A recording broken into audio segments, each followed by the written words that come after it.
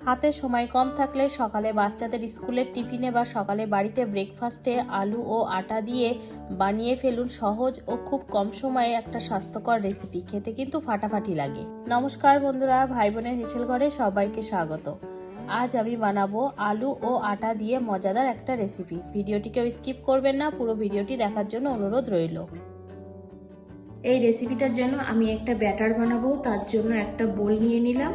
এবার আমি একটা কাপ মেপে 1 কাপ দিয়ে দিলাম আটা। গমের আটা আমি এখানে ব্যবহার করছি, আপনারা চাইলে এখানে ময়দাও দিতে পারেন। আর দিয়ে দিলাম সেই কাপের হাফ কাপ ছাতু। এবার দিলাম 1/4 চামচ লবণ, 1/4 চামচ চিনি আর সামান্য একটু ধনেপাতা কুচি। সবকিছু ভালোভাবে এবার মিশিয়ে নেব। সব উপকরণগুলো ভালোভাবে মেশানো হয়ে গেছে। এবার আমি এর মধ্যে দিয়ে দেবো সামান্য একটু জল। এবার এই জল দিয়ে হালকা করে মিশ্রণটাকে আলতো হাতে মিশিয়ে মিশিয়ে একটা ঘন ব্যাটার বানিয়ে নেব। আবার একটু জল দিয়ে দিলাম। একেবারে বেশি জল দিলে ব্যাটারটা পাতলা হয়ে যেতে পারে, সেজন্য আমি অল্প অল্প করে জল দেবো আর মেশাবো। ব্যাটারটা আমার বানানো হয়ে গেছে। আমি এবার দেখাচ্ছি কতটা থিকনেস রেখেছি। ঠিক এমন থিকনেস রাখতে হবে।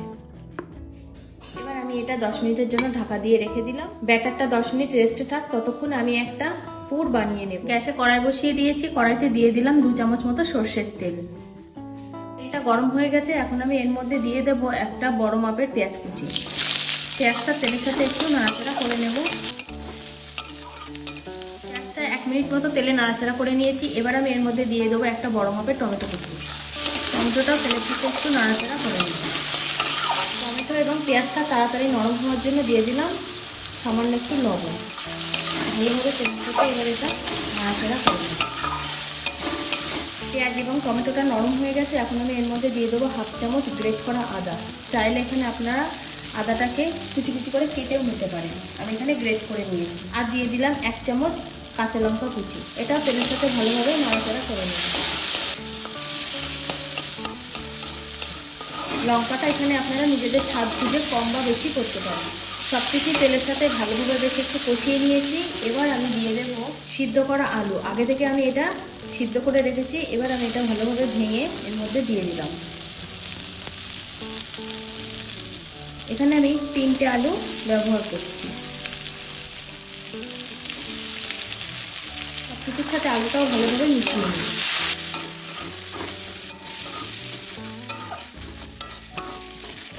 ভালোভাবে আলুটা সব কিছুর সাথে মিশিয়ে নিয়েছি। এবার এর মধ্যে দিয়ে দেবো 1/2 চামচ লবণ। লবণটাও ভালোভাবে মিশিয়ে নেব। লবণের সাথে আলুটা ভালোভাবে মেশানো হয়ে গেছে। পুরটাও আমার প্রায় রেডি হয়ে গেছে। এখন আমি এর মধ্যে দিয়ে দেবো কিছুটা ধনেপাতা কুচি। এটাও এবার ভালোভাবে মিশিয়ে নেব।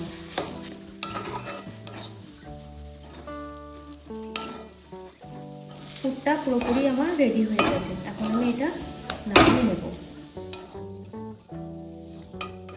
এদিকে 10 মিনিট হয়ে গেছে। এখন আমি ঢাকাটা খুলে নিলাম। ব্যাটারটা আবার একটু ভালোভাবে মিশিয়ে নেব।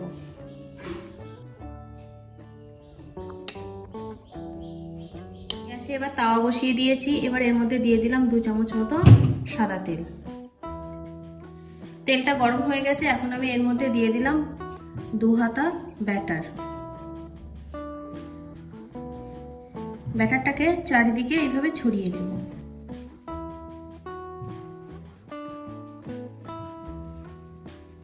এর উপরে যে কাঁচা ভাবটা আছে সেটা কিছুটা রান্না করে নেব। ব্যাটারের উপরে কাঁচা ভাবটা কিন্তু অনেকটাই চলে গেছে। এবার আমি যে আলুর পুরটা বানিয়েছিলাম তার থেকে অল্প একটু পুর এইভাবে আমি দিয়ে দিলাম, ঠিক পাটিসাপটা পিঠের মতো। এবার উপর থেকে একটা সিদ্ধ ডিম আমি গ্রেট করে দেব। এবার এটা আস্তে আস্তে ফোল্ড করে দেব। পাটিসাপটা পিঠে যেভাবে আমরা ফোল্ড করি সেইভাবে।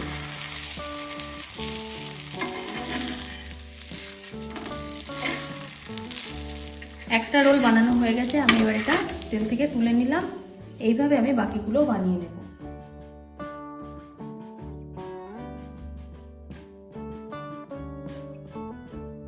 আজকের রেসিপিটা তাহলে এই পর্যন্ত। যে সকল নতুন বন্ধু আমার ইউটিউব চ্যানেল থেকে দেখছেন তারা অবশ্যই চ্যানেলটিকে সাবস্ক্রাইব করে দেবেন, আর যে সকল বন্ধুরা ফেসবুক থেকে দেখছেন তারা অবশ্যই ফেসবুক পেজটিকে ফলো করে দেবেন। আজ তাহলে এই পর্যন্ত, দেখা হচ্ছে পরের কোনো নতুন রেসিপিতে।